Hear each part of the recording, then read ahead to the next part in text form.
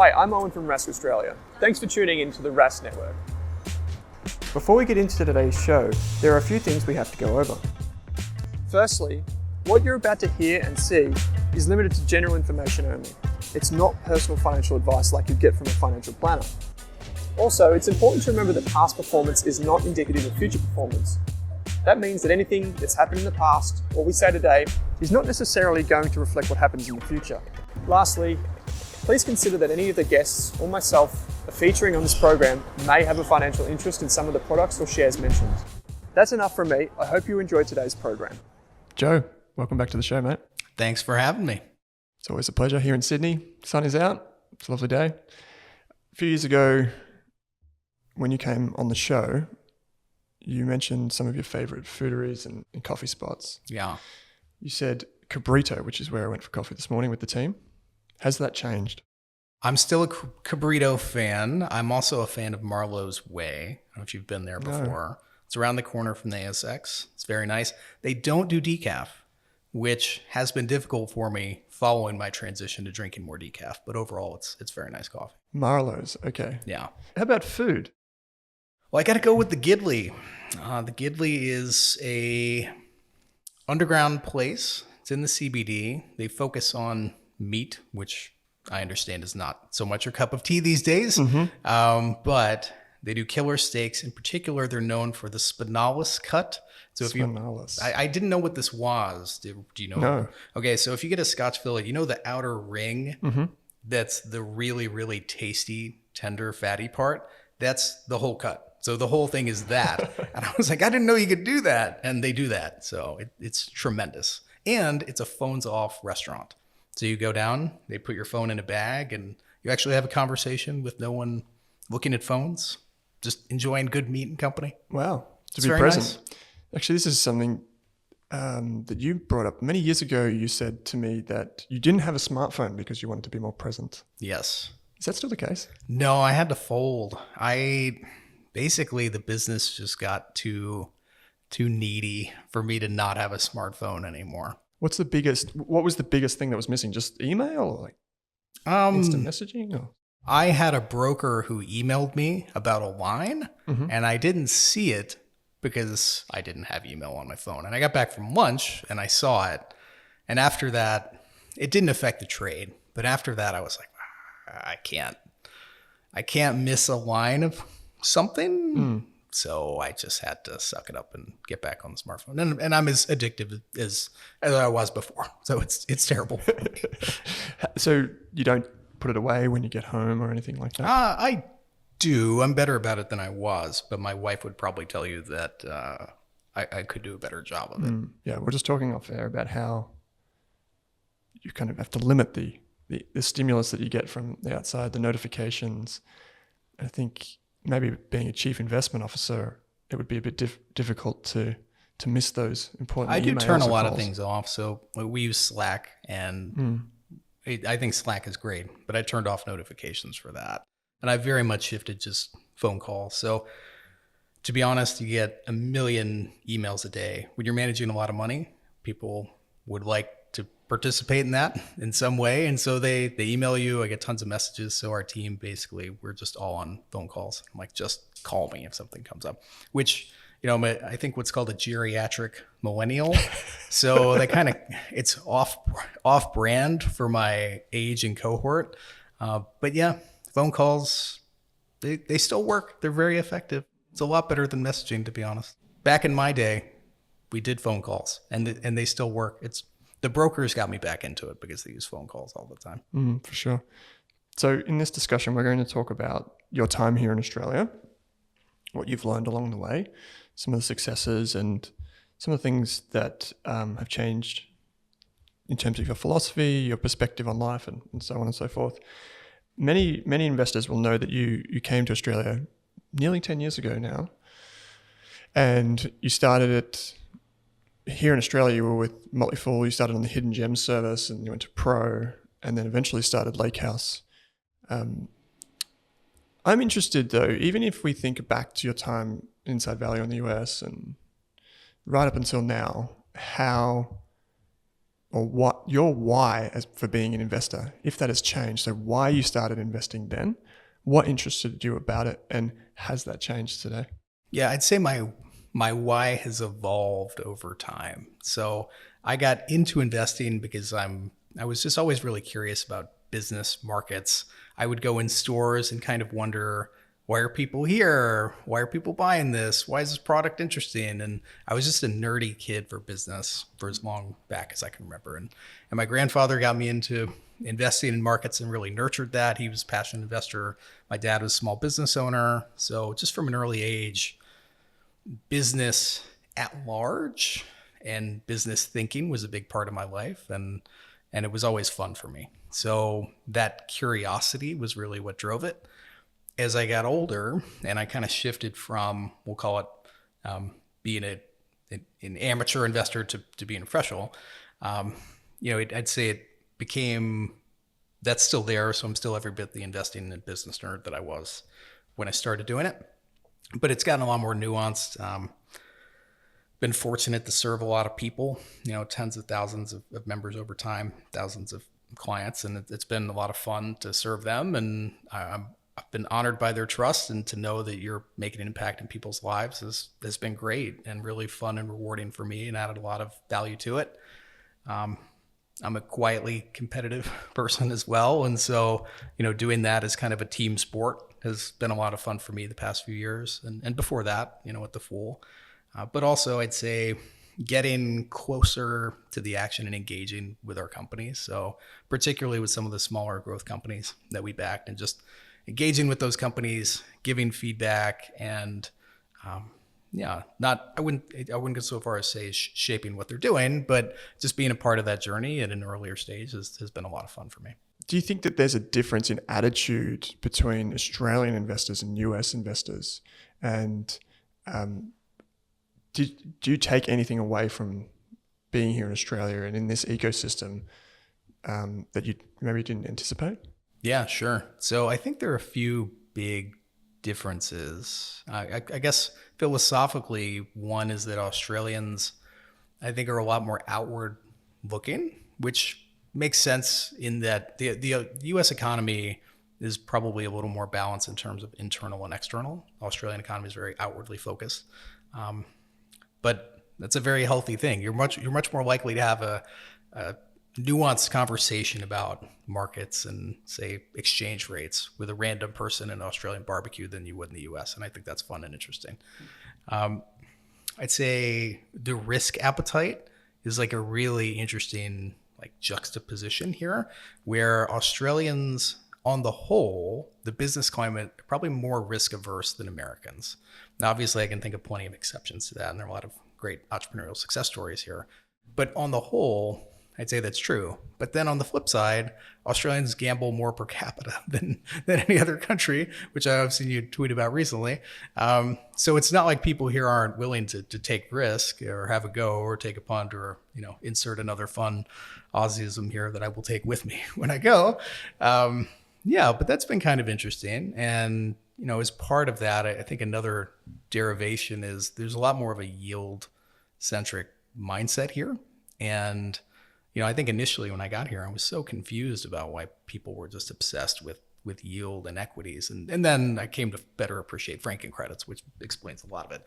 But even still, the US is more capital gains focused, and sometimes for the better, sometimes for the worse. And you can see that sometimes at the companies you invest into and the way they manage capital, the way they incentivize employees. And there are times where we invest in companies in the States, and I'm like, look, I kind of wish they were a little more Australian in terms of, look, maybe you don't need to go quite so hard here, or maybe you don't need to shower employees quite so much with stock-based comp. But then there are times where I'm here where I look at companies, I'm like, we nudge them on, look, have you considered pushing equity grants a little further down than just, the 3 or 4 people at the top of the company to get better alignment. And so it's been interesting to get those different frames of reference, and hopefully I can use that and take it forward to push companies to think a little more strategically. Yeah, I think tall poppy syndrome is something that we have here. I think even if we look just across the pond to New Zealand, we see many exceptional companies and a slightly different attitude towards risk than we do here. Someone said to me, it may have even been you many years ago, that sometimes when we look at businesses and entrepreneurs here in Australia, it's almost cringed or like cringeworthy or frowned upon that they would take so much risk with their own career or their capital. And then you look across at the States and it's heralded. People are, held in high regard. We call people the most successful if they've been successful in business. That doesn't necessarily mean in life, but successful correlates with business.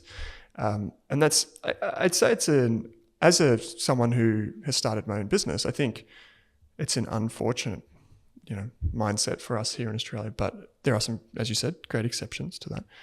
When you look back over the past 8 to 10 years, when you came to Australia, did you think that you would have had the success that you did, both from an investing perspective and from a business perspective, co-founding Lakehouse? No. Yeah, okay. No. Look, it went, frankly, much better than I think I could have hoped for, if I'm being honest with you. I think the business overall, I've had a blast, worked with great people. I think Motley Fool Australia has been a great success. I'm happy to have been part of that. And then at Lakehouse, if you told me we would have gotten up to something like 900 million in assets in a few years, I would have been floored by that. So no, it's been great. It's been a great ride. And performance wise, I've always just tried to kind of focus on the process and what we do well, and hopefully the performance would come and it would come in whatever way it would. But I felt like the way we were going about it was putting us in a place to get the best outcome for our style and what we wanted to do. And so I'm really happy with how it's come out, honestly. But again, it's not starting from a place of what we want performance to be in absolute terms, but more like, this is what we think will drive long-term outperformance. Let's stick with it, and we'll see what happens from a performance angle. I think it's pretty easy for people on the outside to overlook it now, the success that you've had on the investing side, the returns specifically. But in the early days of Lakehouse, the long-term clients and investors would know that there was some pretty trying times. Yeah. I think straight out of the gate, you had Bellamy's, they went into suspension. The Bellamy's experience. Yeah, the Bellamy's experience, yeah. And I feel like, I don't know, that was a trial by fire, which you survived. Yeah. Were you surprised the way markets have performed, and in particular the portfolio, of course, since then, and how well you did in that period? Like a lot of managers, I think I was listening back to the conversation before that we had a few years ago. A lot of managers, one of them flew the coop, which you mentioned, and the others would have probably just folded at that point, Yeah. Look, I mean, we're high conviction growth investors. And so there's a bit of, you need to be patient. You need to have stick-to-itiveness with it. And I will say it's easy to say you're a long-term high conviction investor, but when you have a big position like we had in Bellamy's that just gets socked in the face over and over. Do you remember the scene in The Avengers where Tony has the Hulkbuster suit and he finally it basically has this fist that just keeps punching and keeps hitting the Hulk in the face till he passes out? Yeah. That's what it felt like with Bellamy's. Then it's harder than it sounds to hang in there. And I think a lot of people, it's easy to say those things. It's harder to do them and stick with them, but it helps if you're true to actually what you say with the process, and you need to have a deep conviction in what you own, while at the same time having the ability of flexibility to acknowledge when you're wrong and to move on. And when you're investing in small cap growth companies in particular, when it works, it really works. And when it doesn't, it really doesn't. And you need to be intellectually honest to do that. But yeah, no, it was a difficult time. And in a way, in hindsight, it's probably the best thing that could have happened to us, because it certainly was, it was a very humbling experience. And fortunately, our clients, we'd built up some loyalty and credibility with them previously. So, we didn't have people panicking, which I'm grateful for. And they probably, it was just so early. They hung in there. And as far as what's happened since then, I try not to think too much about overall what's happening with markets and more about the things that we can control with our process. And yes, top down does infuse how we think, things like COVID or, major interest rate policy and things like that, inflation. But I'd say we observe it. It informs how we think. But at the end of the day, I think where we can add the most value is choosing businesses carefully, backing them, sizing them well, and just giving time to let them play out. On the company side of things, in terms of the investing and the companies that you've invested in over the years here in Australia, if we look back on the past few years, you've had positions in things like Afterpay, Xero, Ltd very early on, Appen, many of these names that have become very successful names here in Australia, or at least on the ASX. If you take that crop and any others that you can think of, have those positions and those investments taught you anything that you maybe, caused, I guess, a moment for you to think, wow, this is profound? Yeah, I think so. I will quickly say on Appen, we've never owned Appen at Lakehouse. Pro did own Appen, but that was after I left, and that was a Matt Joss special, to give Matt credit. But yeah, for the others, yeah, we've definitely learned from each of those, from the management teams there, from their visions with them. I'd say the insights vary. So with Xero, I think Rod's vision, he was very clear about what he wanted to do, almost to a fault, to be honest, just competitively, with just laying out exactly what he wanted to do. And to his credit, they went out and largely did it. And where they, in spots where they did fall short, like they didn't get as big in the US as they wanted. They wanted to win the US and they didn't. They're a clear, QuickBooks has absolutely, run away with that market. But long-term investors there have still done very well. Australia was a great opportunity, still is. New Zealand, the UK. I admire how he stuck to it. I admire that he went for it. I'd say, that's an interesting example there too, kind of talking about the US, because each of those has made a big foray into the US with very divergent results. And I think investors here, like most international pushes from anywhere, fail. So that's a base rate. But I think Australians sometimes, for whatever reason, it can feel like, oh, well, our companies struggle when they go offshore. But that's the base rate. The thing is, that's what happened to Xero. I think, again, competitively, Rod probably overplayed his hand in terms of telling QuickBooks or Intuit what he wanted to do. And they saw what happened in New Zealand, saw what happened with the MYOB here, and they proactively disrupted themselves, and good on them. But if you look at Altium and certainly Afterpay, they completely crushed it in the US. Altium's been in the US for a long time. I guess the biggest lessons would be coming off of Afterpay. And, I think one of the meta questions is that's a business that in the time from when we invested to when Square made the offer, was probably up over 40-fold in something like 4 years. We didn't own our stake continuously. Well, we did own it continuously. It was our biggest position for most of that, but we did reduce over time. It got big in our britches. So we had to take some money off the table. But yeah, just seeing the way Nick and Anthony scaled that business in a way that I think a lot of Australians would say was aggressive, but it always felt very deliberate and patient when we talked to them. And, when their first move internationally was to move to New Zealand, it wasn't to try to kick down the door in the States. It was like, all right, let's go next door, small market, let's tinker, try to figure this out, and then we'll go from there. And then when they went to the US, the strategy again was pretty deliberate, where they got a partner, Matrix, to essentially fund the US push, which probably goes back to Anthony Eisen's, he's a very steady hand, been in the industry for a long time, and looked at it as, all right, we'll get 80% of the upside here. If this works out, we'll get someone else to fund it. Very clever way to do it. It worked out very well. In hindsight, they might wish that they hadn't taken that money and just raised more here and gone it themselves. But yeah, the way they executed, just top to bottom, was really impressive. There was a question that you asked a CEO one day when I was fortunate enough to come along to a management interview that you did in Melbourne.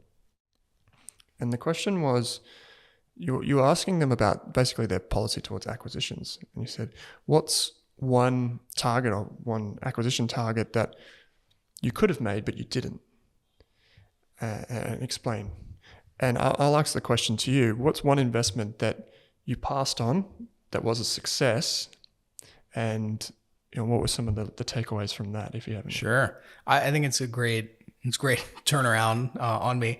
And I think investors sometimes focus too much on learning from losses. And I think it's good to learn from losses, but it's those errors of omission when you should have been in something that probably are the most painful. For me, that would be Netflix.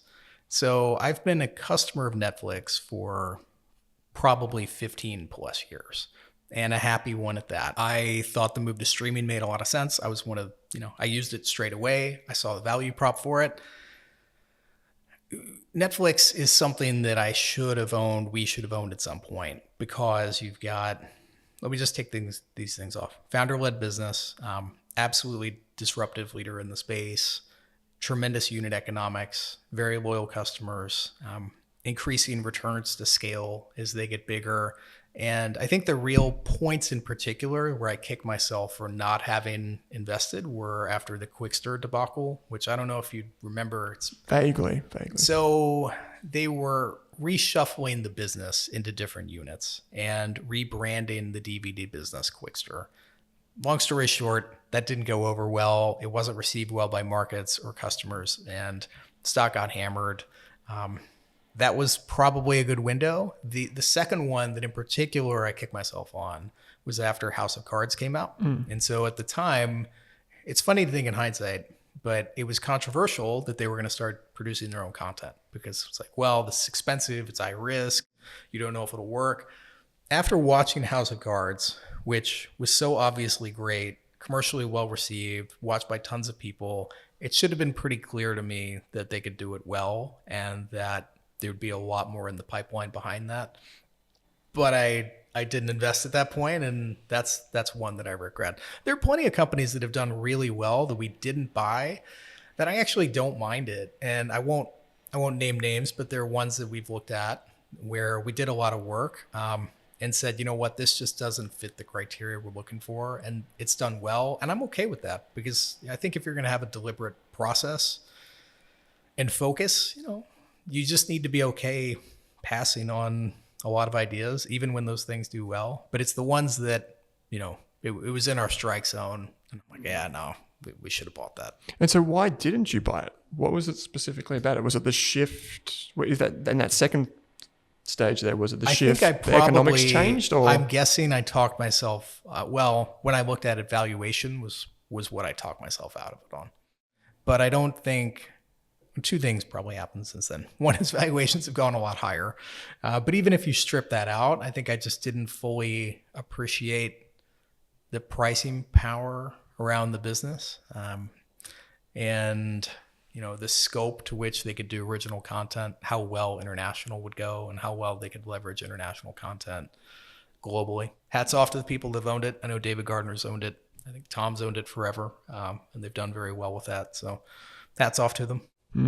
I remember seeing or hearing a very convincing pitch from an Australian fund manager, global fund manager, but based in here in Australia, at the time that they pivoted to producing their own content. And they basically said the economics are terrible. They're just going to be like any broadcaster, any movie house. We're going to see the economics fall down. It's priced as it's a software company, but there were so many reasons not to own it at the time. And I think they got smoked on that position, but it was very convincing. And, we can easily look back now, hindsight. How about I will say one thing that I've learned over a long time, particularly from guys like David Gardner and just growth investing in general, is shorting high growth companies is just, it's the ultimate bad range of outcomes where you are more likely to be right. High growth companies tend to be statistically expensive, right? And they have a wider range of outcomes than cheaper companies. But when you do get burned, you get burned massively. And as you get burned, the position gets larger. And, if you put out a short thesis, or I don't know who exactly you're talking about, but we can save them. We won't name them, whoever they are.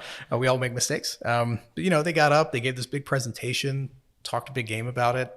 It's kind of hard to, and I've been there on the long side. It's hard to walk back. Hey, you know what? We made a mistake. And yeah, it's tough to do. It is. You mentioned there, and I think our listeners would love to hear this from you. It's just, has your approach to valuation changed? Because you mentioned Netflix there as valuation, we all know it's very expensive, unconventional metrics. Has your just general approach around valuations, doing that side of investing, changed over the last 10 or 15 years? Yeah, I'd say in some ways, my teams have gotten more sophisticated qualitatively. But I probably spend less time going down rabbit holes in spreadsheets than I used to. So, we'll still do valuation work. I think the price we pay still matters. But, I don't think there's a huge edge to be found when you're investing in a high growth company around having, if somebody's got a cost of equity of 8.5% and you've got 8, which one of you is right? I don't think that's where alpha comes from over a multi-year time horizon. It's from really understanding competitive dynamics of a business, their core economics, and how those things are shifting and what you see differently from the rest of the market. And those are the big things to get right. And if you get those right, generally over a few years, you're probably going to do well. There are exceptions. I mean, there are things we looked at, particularly recently, where you could find a lot of SaaS names, for example. I love SaaS as a business model, like adore it. But some of them we've looked at, we really, really struggle to articulate a realistic case of getting attractive returns on some of those. And so, we try to be grounded, but very much, qualitatively led. And the valuation's the last thing we do. I think we've talked about this before, but I used to start with doing a model when, of course, I didn't really know all the core drivers, and eventually learned to turn that around. Do you think that, I don't know if I've asked you this on a podcast before, but I've definitely spoken to you about this. How would you define the difference between an investor and an analyst? Oh, yeah. So I think that's a really important distinction, because I think there are some people who are great analysts. They're great at tearing apart.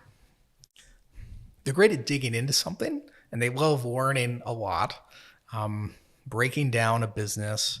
But I think there's a difference, because an investor takes everything you've learned as an analyst and they put it to work and they make those active decisions.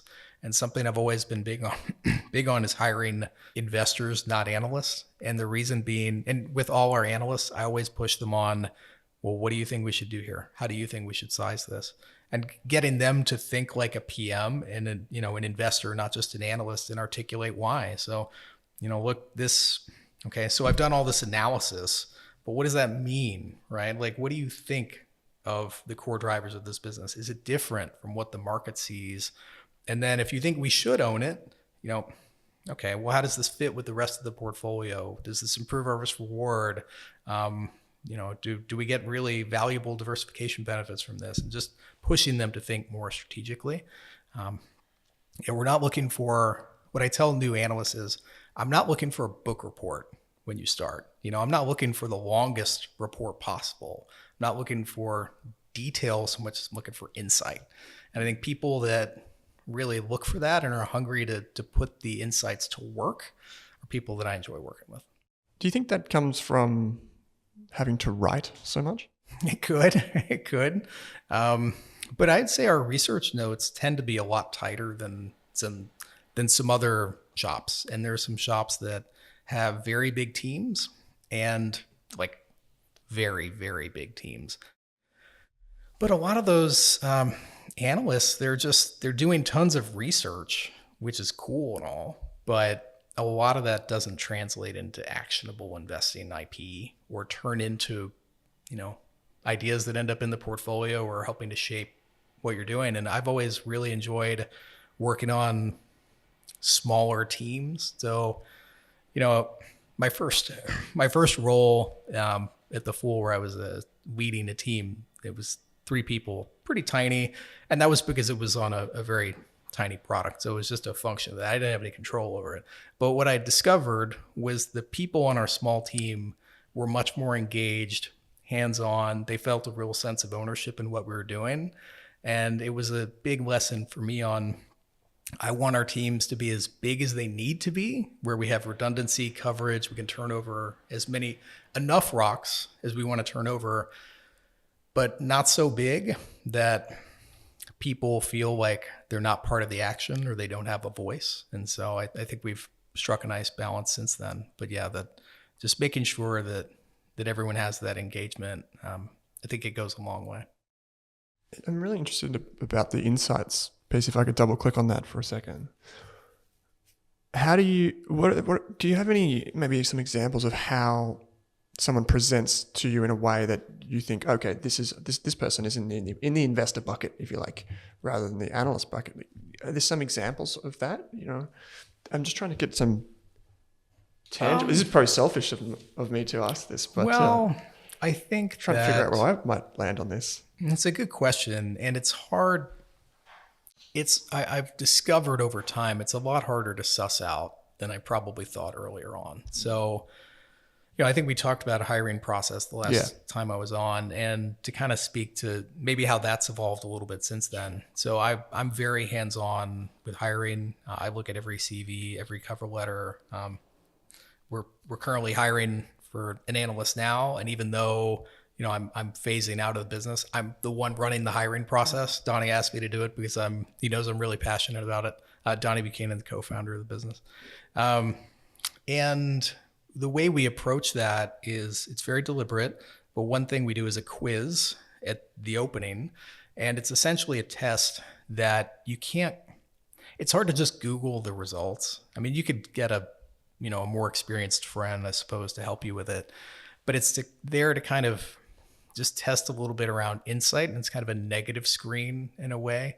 And we'll ask as part of that, to rate yourself on these different factors. And, I think we've spoken before, but it's amazing how many people will, rate themselves on a scale of 1 to 10, be like, oh, I'm a 10 as an analyst on competitive advantage, and I'm a 10 on financial statement analysis. And they'll get like a 6 out of 11 on the quiz. It's something to see. But, we use that as an initial screen, but I guess where I'm going with this is we use multiple ways to try to assess it. So we'll use something like that. Then we'll do like a longer form kind of interview that we do just with a Google form and trying to suss out how they think. And it's less about, there's trying to find where the rubber meets the road on how they think and how they actually approach companies. And what's hard about that is so many people, to be honest with you, if you listen to this podcast, just tons, and you listen to a bunch of podcasts, you could probably articulate a philosophy fairly clearly if you're an articulate person, but may not know how to put the process to work. And so it can be interesting to drill in with people once you get past, they speak to it well, but then when you probe them more directly, it doesn't always come through. And what we try to do is just probe to the depths of where we feel like we kind of hit the bottom and then stop because we don't want to make anybody feel uncomfortable. But that's something we do. And then we another thing is, there's so much great analysis on companies out there today. We try to avoid talking about one specific company too much because it's possible. Like if you listen to, one of Patrick O'Shaughnessy's podcasts on insert company here, he's got that great business breakdown podcast. Anybody could listen to one of those and, in an interview, crush it if they end up having to talk about that company. But what you want to do is you don't want to hire the guy that just happened to be listening to that podcast. So we just approach it from many different facets, ask a lot about not so much individual companies, but frameworks and problems and see and economic models and see how they approach those things. So it requires a fair bit of work, but it's fun. And it's always really rewarding when you get to, make an offer to a person and bring them on the team. And that's exciting. Yeah, it is. I find that some people, maybe not necessarily that lack the experience, but just are in the analyst mindset, very technical. They get stuck in the minutiae and then they don't know how to abstract out of that and then see how those pieces, like the cogs, fall into the wheel. Yeah. And that's probably the best way that I can explain it. We can all say that we like, wide moat, competitively advantaged businesses, but what does that look like up close and personal? And then how do you identify that before someone else has already said it? And I find that's a very hard thing. That's the hard part. Yeah, that's the hard part, right? And so, it's, like you said before, it's about turning over rocks, but not too many that you lose kind of the essence of what you're trying to do. Switching gears a little bit, since you've come to Australia, you've started a family. I'm really interested to know if you have any wisdom for parents out there, or would-be parents, perhaps like myself. How do you teach kids the value of money and the value of investing and about business, about the economy? How do you get them excited? Well, it's a good question. So our son he'll be 8 soon. So he's old enough to be talking about businesses, and I'll talk to him about our business and how it works and who we serve, why we try to serve them.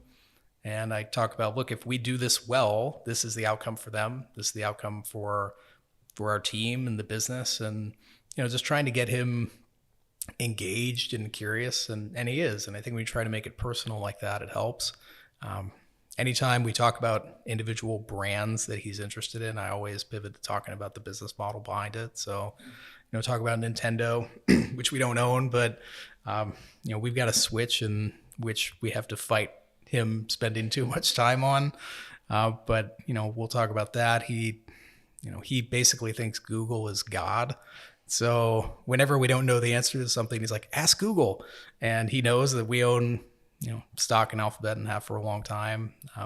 Whenever we want to buy something online, he's like, well, just get it on Amazon. I'm like, yeah, well, we usually can do that. And we own that. And we have those conversations. So yeah, just trying to get him active, curious. And the reality is super majority of kids, they're not going to be asking you things like, how is this made? Or where does this come from? Even those kids are curious. So we try to feed it to them a little bit, and they're fairly receptive. Yeah. It's one of those things where parents want to do it. They just don't know how. And oftentimes it comes back to examples work. Well, okay. So sorry. What I would say there is probably the bigger thing for us is just talking more about personal finance. And I think most people, now this is going to sound ironic because, we're a couple of people who are obsessed with investing, but I think most people, and I hear you speak to this often, they overlook the personal finance side. And I think people can get obsessed with, I need to get a 12 or 15% return instead of 10, when really if they just saved more, spent less, and were a little more deliberate with personal financial choices, that probably dwarfs sometimes, the investment return angle. And I think that's something we push with Jack as we talk about budgeting. We talk about, he'll ask if we can buy something, and we'll just explain, hey, look, we're just going to choose to not spend our money on that because we want to spend it on something else. And just inviting him into the conversation and thought process around how we choose to spend our money and what we prioritize. And everyone's family has different priorities. And we try to explain that too. It's like, look, there are things that we value and we really like. Other people will spend more money on other things, and that's okay. But you need to know what those are. You need to know how much you're bringing in and make sure you're saving enough money for a rainy day. Yeah, I think that point hammers home for me too. Sometimes it's about just focusing on getting a bigger shovel and getting more cash in the bank through income, salary, and focusing on that and how much you keep rather than how much you invest and how much you spend. Fundamentally important. And I think the only way to approach that, because I find, at least my experience, kids are less interested in budgeting, but they're more interested in like, oh, that's a Snickers. I want a Snickers. Okay. Or there's a Coca-Cola. Did you know Coca-Cola's been around for 100 years and this, that, and the other? That might be a bit more inspiring on the investing side, but I find open and honest conversations about personal finance, even just around the dinner table, for many years and for generations, they seem to have been taboo, but just having that conversation is the way to bring the personal finance to life. I find that empowering. And that's something I like about Australians is my sense is Australians are much more comfortable talking about money and personal finance openly in a positive way than Americans are, where it's much more taboo. You try to avoid the subject, and I think to people's detriment. Yeah. I've got just a couple more questions here. One is, from the professional side, perhaps, what are you most proud of? Well, I'm proud of the team we have. I'm proud of the fact that when we told people that I'm stepping back, that more or less nothing changed as far as clients with the business. Clients took the news pretty well, and I'm proud of that because it means that Donnie and I built a really good business together, and it's robust, and people view it that way and trust us. And to me, that was a real, I felt really good about that. And over the years, we've been fortunate to have thousands of clients who have trusted us with their hard-earned savings, and that we've been able to deliver good performance over that almost 5 years now. It feels good knowing that we serve those people. And when people heard the news, I got a fair number of letters from clients who were just like, hey, I just want you to know I was able to retire early, or I added onto my house so my parents could move in with me, or I'm doing all this travel, and stuff like that was really touching. And I really appreciated that. We were talking just before off air that I think there's this generation of investors that have been inspired by what you've brought to the Australian investing scene. And I think maybe you underplayed it there a little bit about the good performance that you've achieved. I can call it great performance.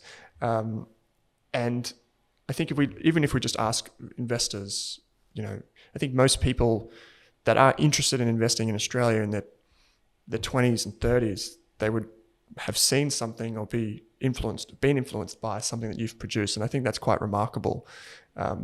I just wanted to get that on air so we know for sure very kind of you. That you've put your stamp on it. And I think when I heard the news that you'd be stepping back and heading back to the US, I must admit there was a bit of me that was sad, because I know that you've influenced me in so many ways and many of the investors in my circle. But the legacy of all of these things that you've spoken about today and in previous podcasts and letters and whatever, the thousands of members at the Motley Fool and thousands of clients and the people around the outside, I think that's profound. I don't think there are many people who have influenced our ecosystem here in Australia that way. So just on behalf of everyone, I thought I'd say that to you today. Well, thank you. It's very kind of you. I've been fortunate to make a lot of great friends here, work with great people, serve, a lot of people whose trust I really value. And I have loved being here. I was walking around the city yesterday. I popped in for an appointment, still working from home at this point. But, I get so much energy from being in the city in Sydney, where, a lot of great memories.